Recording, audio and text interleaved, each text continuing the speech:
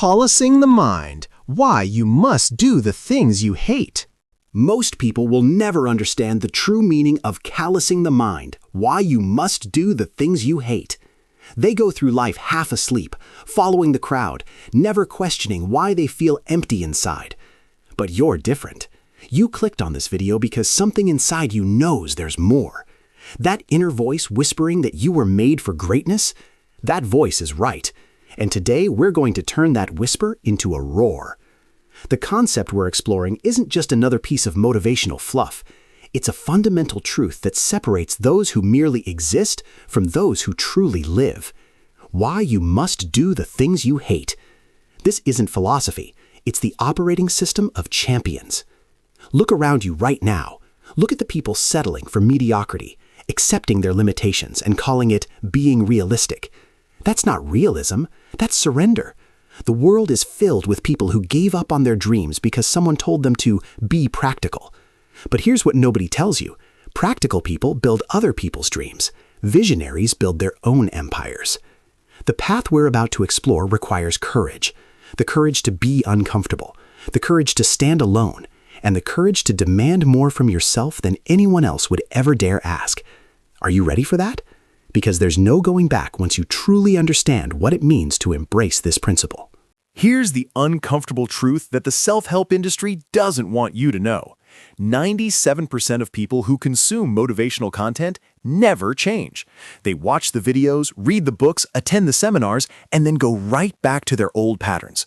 Why? Because understanding is not the same as implementing. Knowing is not the same as doing. They mistake the feeling of inspiration for the reality of transformation. That dopamine hit from watching a powerful video tricks their brain into thinking they've actually accomplished something. But their life remains unchanged. Their potential remains unrealized, and their dreams remain fantasies.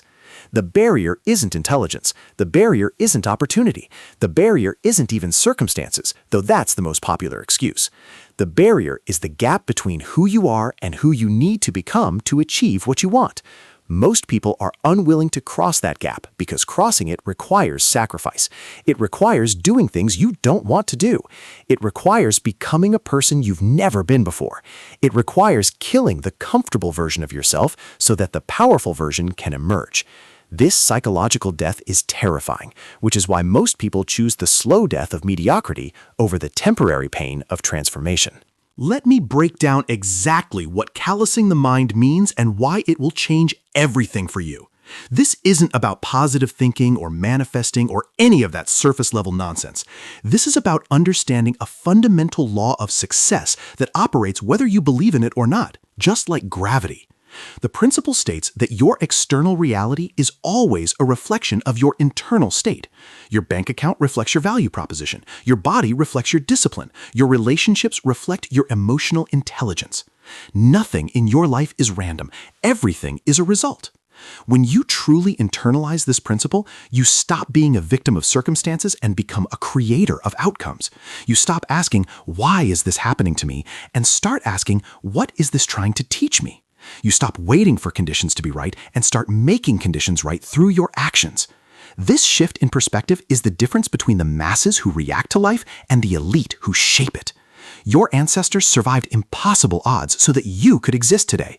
They didn't fight through wars, famines, and hardships so that you could sit on your couch and scroll through social media. You owe them and yourself a life fully lived. Understanding principles is worthless without practical application. So here's exactly how to implement this in your life starting today. First, you need to conduct a ruthless audit of your current situation. Look at every area of your life, health, wealth, relationships, purpose, and give yourself an honest score from 1 to 10. Not the score you want to have, not the score you're working toward, the score that your actual life demonstrates right now. This audit will be painful, but that pain is the starting point of all change. You cannot fix what you refuse to acknowledge.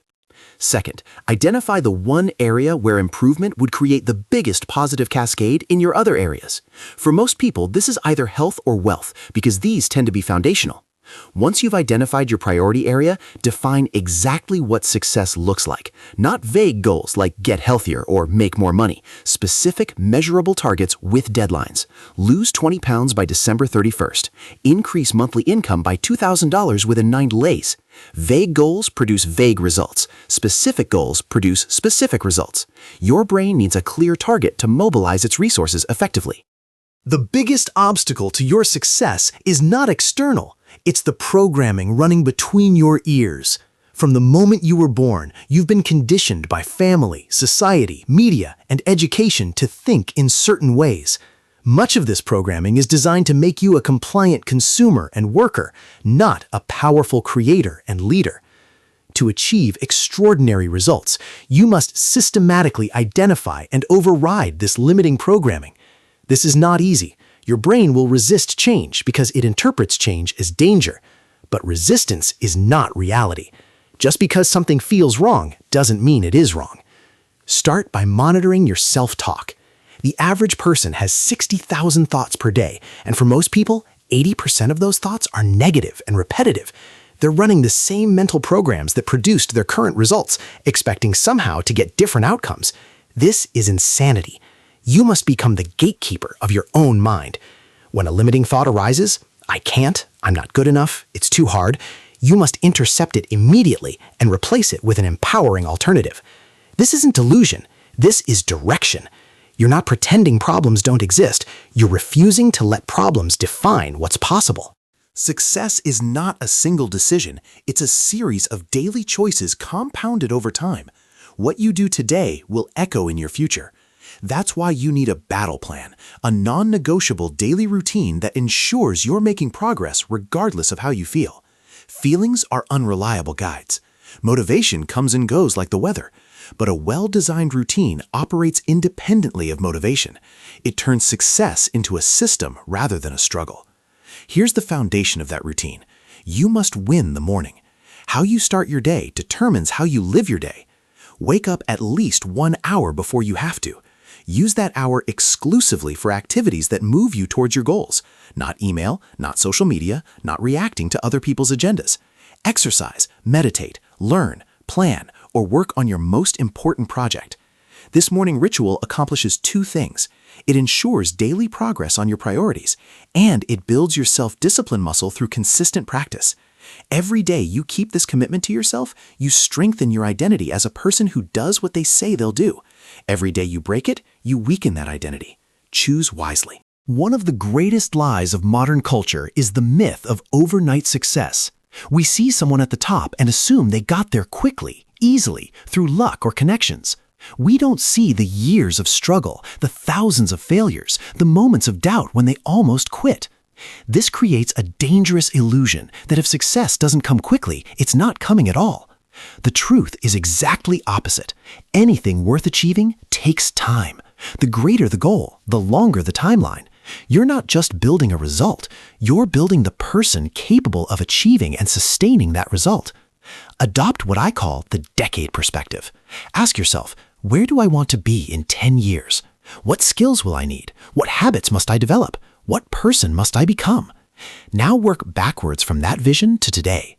What must you do this year, this month, this week, today to stay on trajectory toward that 10-year vision? This long-term thinking immunizes you against the short-term setbacks that derail most people. When you know where you're going and why, temporary failures become data points rather than death sentences. Every master was once a disaster. The difference is they kept going. We've covered a lot of ground today, but knowledge without action is just entertainment. The question now is, what will you do with what you've learned? Will you let this be another video that inspires you for an hour and then fades into memory?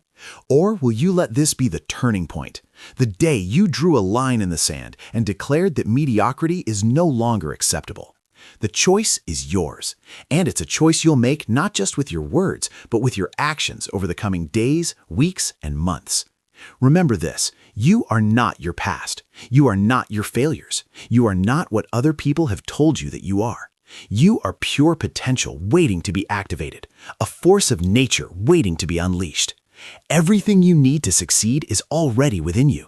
It just needs to be cultivated, developed, and deployed with relentless consistency. The world doesn't owe you success, but if you apply what you've learned today, if you commit fully to the process of becoming, success becomes inevitable. Not easy, not quick, but inevitable. Now turn off this video and go become the person you were born to be. Your time is now.